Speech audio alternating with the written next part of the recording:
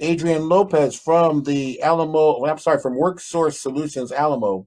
How are you today, Adrian? Doing great. Thanks a Did, lot, did, did Doug. I get that? Appreciate it. Did I get that right? Workforce Solutions Alamo. All right, there we go. So thanks so much. I really appreciate you taking time out to come here with us today. So tell me, well, first of all, you're new in the position. So tell me, how's the first 3 months, 3.5 months been? Well, it's actually been a little longer. I started in November. Okay.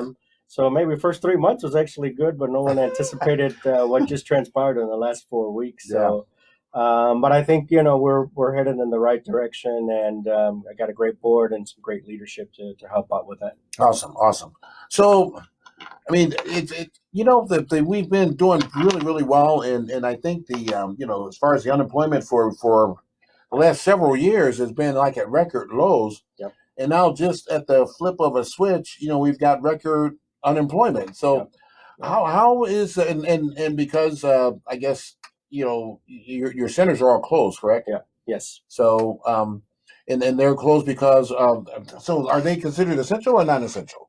I consider it essential. It's the issue of whether I could protect the staff with the necessary sanitary equipment and PPE. We Okay. couldn't find any of that, and so I had to balance that against sort of having the centers open against protecting the staff. People over profits. You're the man. That's why we picked you. But we're happy to say that I invested a couple $100,000 into IT equipment. So whatever we're not providing in terms of because our centers are closed, we actually are providing via online and virtually. Okay, so, good. So all the staff, almost 100% of the staff is actually working virtually from home. Oh, okay. So that's okay. Yeah. It's just a matter of those folks who need access finding a way to get access. Now, I read something the other day about, and I don't know if you guys were involved in this or not, about the mobile hotspots with the via trans vehicles. Is that something that I read that correctly? Yeah, so to the credit of the leadership at VIA, right, they're doing a really great job of providing access. For our centers, with 16 centers that we have throughout the 13 county region, last year we had about 200,000 folks coming to our centers. Wow, right? That's a lot of people. So unfortunately, those are folks that may not have resources at home, such as a computer or internet access, right, and are using our resources to be able to do job search and to do resume writing and all of that type of stuff. Okay. Right. Right. So, but unfortunately, we had to close because of the issues associated with trying to protect staff. Absolutely. But it's great to see that folks like VIA are still providing access, and Good. I understand the city is also putting a plan together as it relates to digital inclusion, just overall as well. That's awesome. It's great to live in San Antonio. So now it does. I know you've seen all of the stuff going around. What is it that talking about opening up, and I guess that's the term that's being used. How are you and your organization going to what's going to be different from you, and how are you going to handle the big onslaught of claims and people that need help? Sure. So part of it is to just to monitor the data. So what we have been steadily seeing, right, is that we started out with approximately about 20-something thousand folks, and maybe the second or third week of March that filed for unemployment. That shot up to about 56,000, shot up to another 80,000, and then just yesterday, the latest numbers reflected about 105,000 folks that 105,000 people. Yeah, that's incredible. Yeah. So that's unprecedented, right? Yeah. So it's a new world that's for everybody. 10% of our city. Correct. Almost. Yeah. Almost. Yeah. Yeah. So that's unprecedented, right? So I think everybody, will give this analogy of we're trying to put the plane while we're, together while we're in midair. That's keep it flying, right? Keep it flying. Yeah.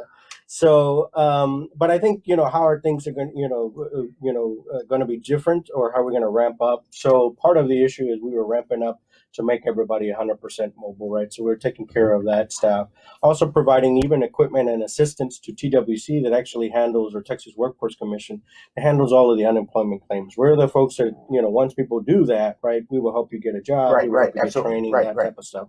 So I think the first few weeks is to be able to sort of like triage folks and make sure they get the necessary unemployment benefits that they're entitled to, right? So that they can have some economic security. The next step is ramping up all of our training opportunities, Right. and trying to figure out with the different industries who's going to be hiring, who's not going to be hiring, what jobs are going to no longer be here that were here just a month ago, and where do we pivot and where do we adjust to that. And so that's an ongoing process that we're still continuing to go through with a number of folks that are located throughout the region as our partners. I've heard from many people who are in the restaurant and service industry who are just basically are afraid for their futures because San Antonio is one of the cities in America where it's a large city and you can actually have a position as a server, wait staff, or hotel cleaning person and actually raise a family. Sure. And so it's not that way in many other cities. I mean, those folks normally have 2 and 3 and 4 jobs, some of them even 4 jobs. But so here people are accustomed to like doing that, working at one of the hotels downtown or running the restaurants or where have you. And so now with this new normal, quote unquote, new normal, where if restaurants and those types of places, bars and service industry type places do open, they're not going to be able to open to the levels that they were before. And there's going to be somewhat less, up to half, probably more than half. So that's going to leave a big gap as far as skills and available positions for people. Sure. And what do you think about how have you guys thought about that?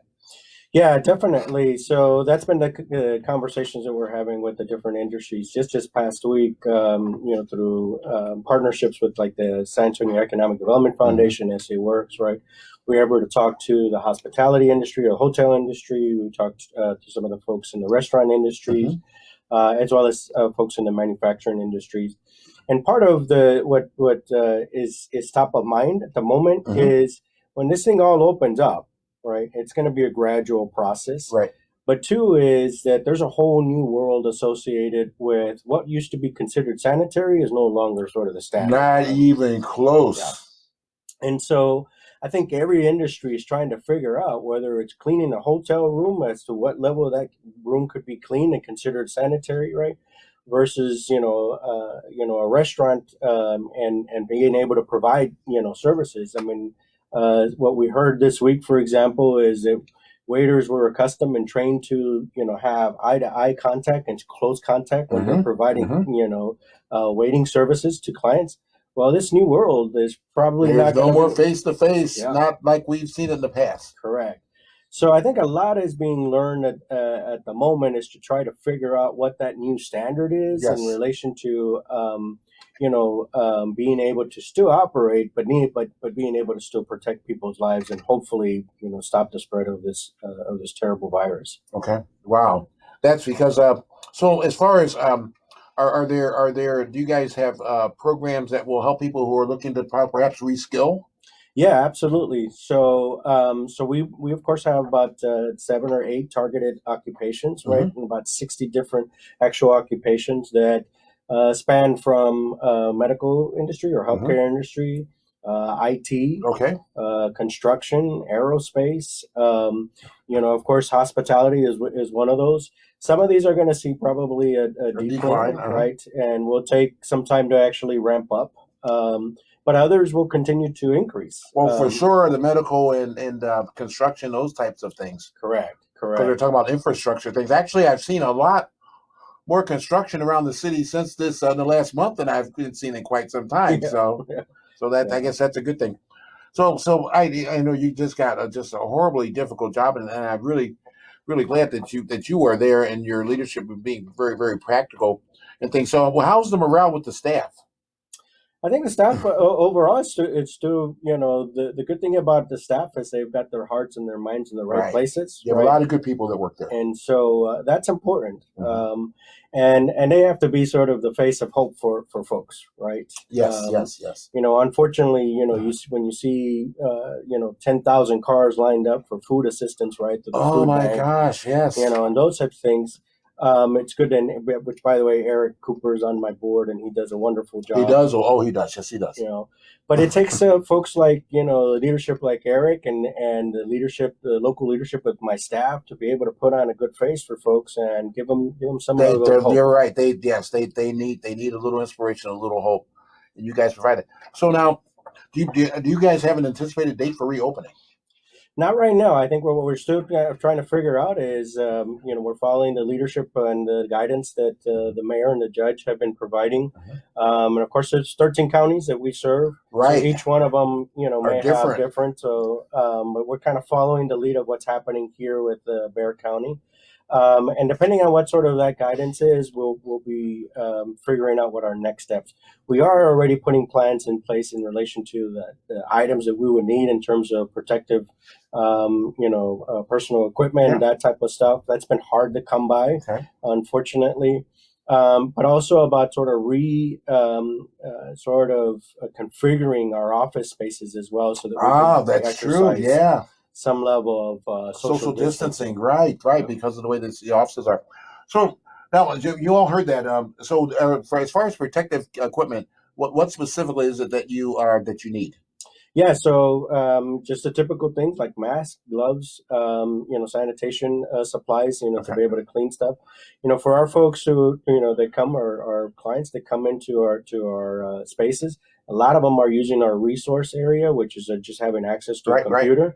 And so those need to be continuously, cleaned. And those are right next to each other. You'll probably have to have less of those, probably. Exactly. Correct? Yes. Wow. So if you're out there and you've got any type of PPE that you got in your local person, or even if you're not a local person, you need to let us know about that, because they can sure use it here at Alamo, at Workforce Solutions Alamo, because they're working remotely, but at some point in time, people will be coming to use the work centers again. And then they're having a hard time getting the equipment. So I know a couple of you have written in talking about some of the capacity that you might have for masks and gloves. So let us know that, and if we do, we'll put you in contact with Adrian here. So Adrian, this has been unprecedented. This is have you had to furlough any employees? So not exactly yet. I may be making some changes associated with how we are structured to be more responsive to what the community needs. Well, change is good. Change is good. Yeah. So it's kind of one of those circumstances that sometimes you realize you may have some issues associated with the operations, and you need to straighten certain operations, right? So now's not time not to second guess that. Now's the time to be able to make the move so that we can be responsive to the community. Wow, that's awesome. So I really, really appreciate you coming in today.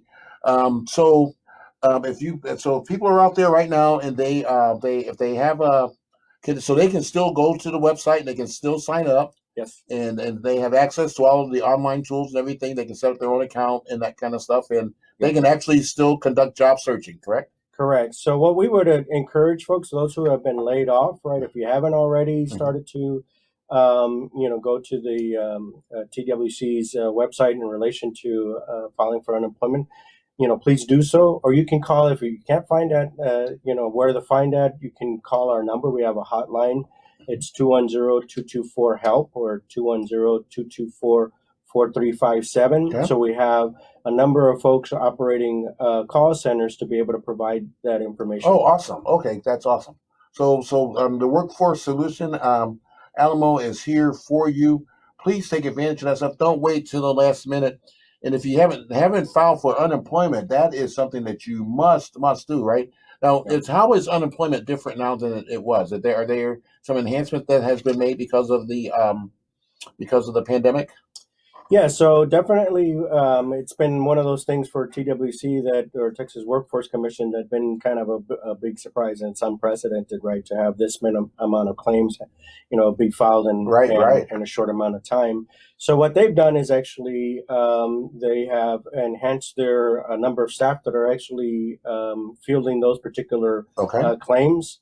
The other thing that is different is what Congress passed is in relation to the CARES Act. Mm-hmm. So under normal circumstances, folks who would be working with what people usually refer to as a 1099 or as an independent contractor, those folks would not be eligible for unemployment. But under this CARES Act, they are eligible for unemployment. Awesome. So so 1099 or contract employees can get unemployment. Okay. Correct. So it may take them a couple of steps to actually get unemployment. So they may initially get denied, but they can continue to sort of request sort of an appeal for that. Okay. And then be able to demonstrate that they could potentially be eligible under the CARES Act. Okay, because they were displaced because of the situation. Correct. Okay, well that's good news to know. Yeah. So now in this right now everything is we're still closed down here in Bear County, and all the other counties, are they doing the same thing? Yeah, everybody's all the 16 centers are currently closed down. All of our services are virtual. What we were trying to do is to ramp up everybody to be 100% mobile. The next phase and the next step that we're going to be focusing on is, as I mentioned, getting the word from the industries, and also from the training providers, folks like Alamo colleges, even UTSA and others are going to be providing, because they're having to adjust and pivot just as well, because what was otherwise provided in person in terms of training and those types of classes and stuff is now being provided online. Virtually, yeah. And so far the count, for example, is about 68 distance learning programs that span sort of the different sectors that are being offered, for example, through Alamo colleges. We also have about seven of those that are hybrid, and then 78 that still are in person. Some of those, they're trying to figure out what to do in relation to that, because some of those actually do require hands-on. Okay. But that's where I think as a city and as a region, we're probably going to have to also pivot in terms of the types of investments that we need to make into like simulators and those types of things. So we can be prepared for it. With BFM, the Heart and Soul of San Antonio. We're here with Adrian Lopez, the CEO of Worksource Solutions Alamo. Welcome back, Adrian. Sorry about that. Oh, gosh. Everything is better. So, all right. So you were talking about the future plans and things going forward, and about doing things virtually as far as the classes and everything else. Yeah. What other plans do you have? I'm sorry. You were talking about the Yeah, so that's where we're having, along with of course, our responsibility with Workforce Solutions Alamo is to be able to provide people opportunities to training and be able to upskill so that they can get into one of these target occupations, that we support. And under traditional circumstances, we would be sending folks to Alamo colleges or some of the other types of training providers in person, right, so that they can take classes and be able to, upskill. That, of course, is a challenge associated with the current circumstance that we're in today.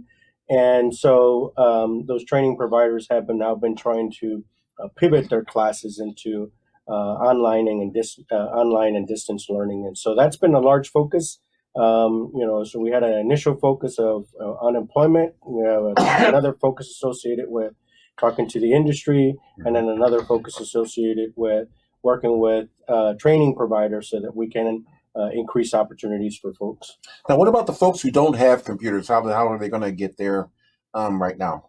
Yeah, that's going to continue to be a challenge, and that's unfortunately one of those circumstances that kind of goes beyond the realm of you can only do so much. Yeah, WSA has now, and that's where things that from a larger policy perspective really do come into play. Because if you look at certain parts of the city, there are just some parts of the city that are just disconnected. Yeah, I read a point that it's like 25% of the city has no or is virtually no internet access. Or correct. And that's a huge problem. Correct.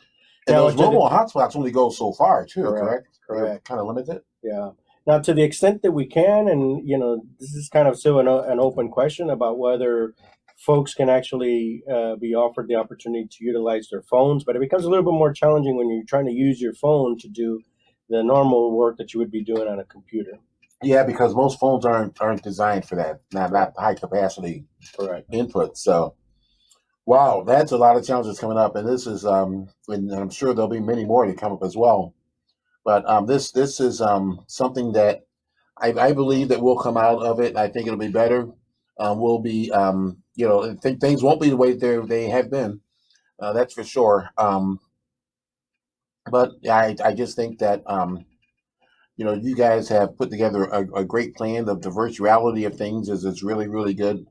But yeah, from a policy standpoint, we need to figure out those who don't have and those who are without. It's a crime. It shows that really where some of the holes are in our society. You know, that's something that either of us can do anything about. So, Yeah, correct. but thank you so much for your time today. Really appreciate you coming by. And I know you're very, very busy, but we wish you the best. Thank you. And if there's anything that you guys have going on, you need to get the word out about, please let us know. We'll make sure that we get you on. And being a friend of the station, we're always here for you to making sure that you can do whatever it is you need to do to get to serve the people of San Antonio and the other 13 counties. So, Yep. No, I appreciate that. Thank you so much. And we definitely will be channeling any kind of training opportunities and those things to you all so that you can get help us get the word out, because that's going to be key to getting out of this crisis. absolutely. Adrian Lopez, CEO of Worksource Solutions, Alamo. Thanks so much. He's here on the Saturday Conversations. You guys, if you didn't watch it now, you can watch it later. KRB FM, the heart and soul of San Antonio. We'll be right back in just a few minutes.